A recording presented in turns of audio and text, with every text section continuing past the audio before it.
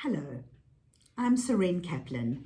Welcome to the second video in the series on building personal resilience under COVID-19.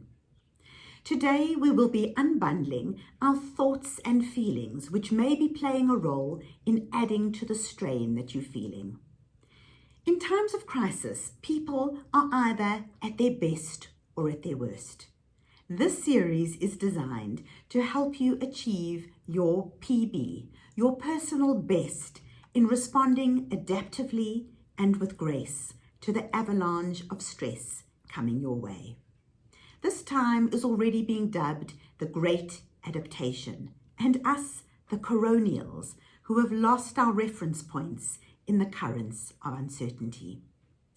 As this virus burns its way across the world, it's a steep learning curve for all of us. Adapt or die, as they say.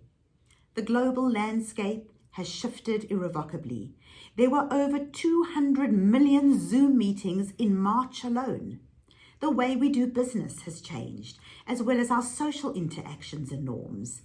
It's a whole new frontier. There's grief and mourning all around what we assumed was enduring, stable, and true. Now, grief is the experience of being changed by loss. There was a before this happened and an after. There was our lives before Corona delivered its stunning blows, and an after, a BC and an AC, if you will. We've been pounded by loss. Now, there are hard traumas and soft traumas. Some of us will incur third-degree burns, and others only a scrape on the knee. In grief, we feel robbed and cheated of so much. It leaves us reeling.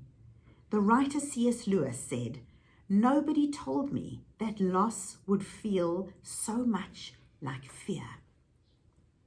It brings us up close and personal with our vulnerability, something few of us are comfortable confronting. So let's talk now about feelings. They are the software of the human mind. Vulnerability, says Brené Brown, is not about winning or losing. It's having the courage to show up and be seen when we have no control over the outcome.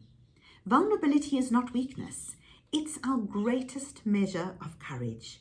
Like with anxiety, we can't let our feelings own us. We need to acknowledge them, giving ourselves permission not to feel okay. Resilience is being okay with what you're feeling in the moment. It's not about feeling good all the time, but getting better at feeling bad sometimes. COVID-19 puts us on a collision course with our feelings. And if you're not used to processing tough emotions, this will be challenging because what you resist persists. When you can name a feeling, you can tame the feeling. So it's critical that we track ourselves daily to regulate our emotions without sedating ourselves with substances to anesthetize us out of what feels painful or uncomfortable.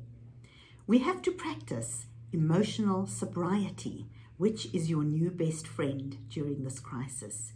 It means not acting out your feelings and training yourself in the art of distress tolerance, sitting with tough feelings and avoiding what I call emotional inflammation with the people you're interacting with. So right now, our feelings are hard to metabolize. The despair, the irritability, the depression, confusion, the helplessness. But no matter what the situation, we should never allow our feelings to overpower our intelligence. You need to know that feelings are not fatal. We have to notice them, to name them, and then accept them. Being an observer of your feelings will not make you weak. It will increase your resilience when you need it most. So come to your emotions in a non-judgmental way, with curiosity and with self-compassion. When we look our feelings in the eye, it's not that we're breaking down, rather we're breaking open. So diving in even deeper, we also have thoughts attached to our feelings. We have over 70,000 of them in a day, and our thoughts have immense power to shape and dictate our reality if we let them. The truth is, you pretty much can't control anything in life except your thoughts. We believe that overwhelm comes to us from external circumstances, but it often comes courtesy of our thoughts, not our situation.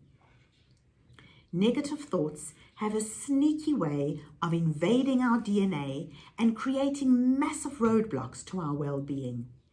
80% of the conversations we have take place in our heads with ourselves.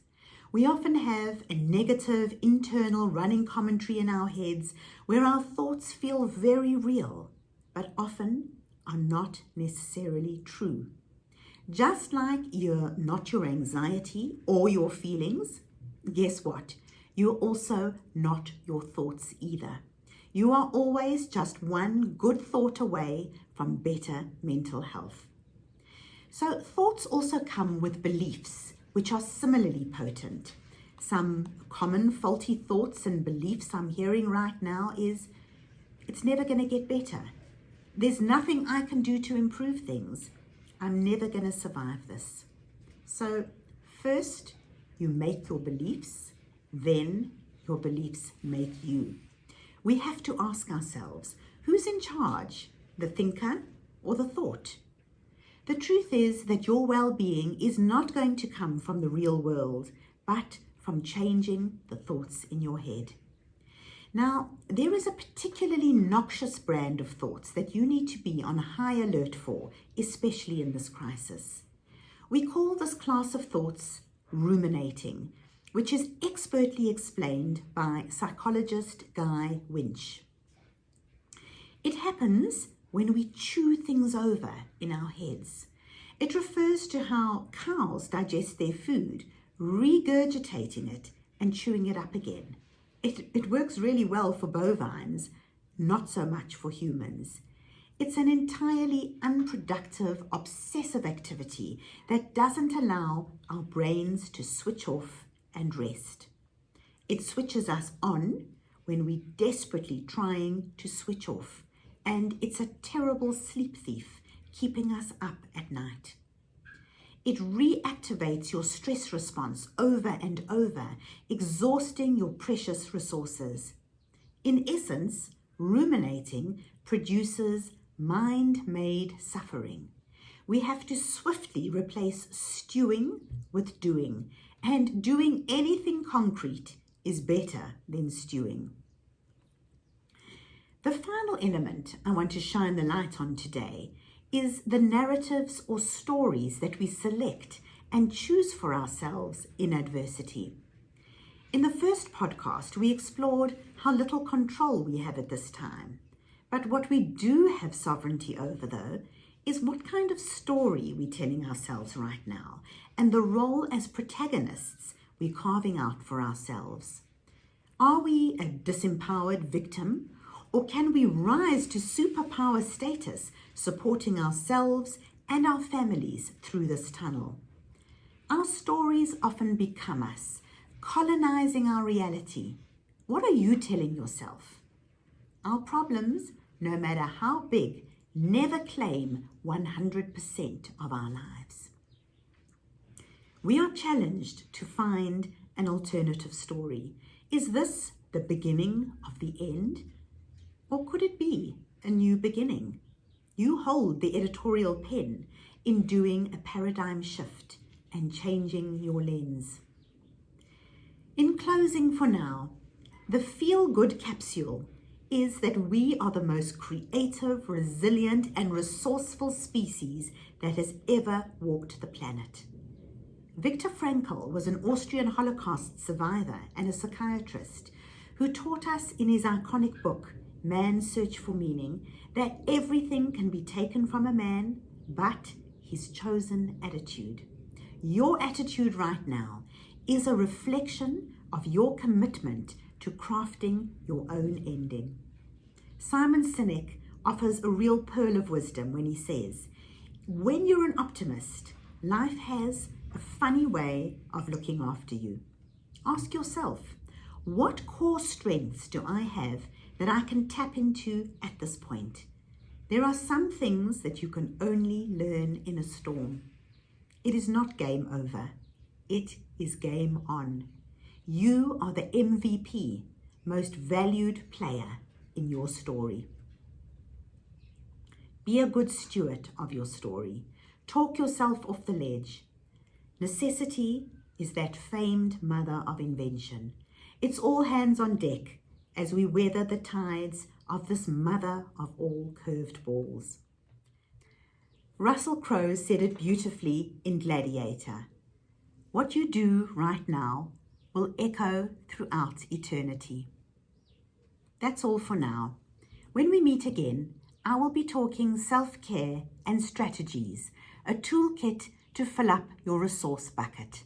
This is Serene Kaplan, signing off. Until next time.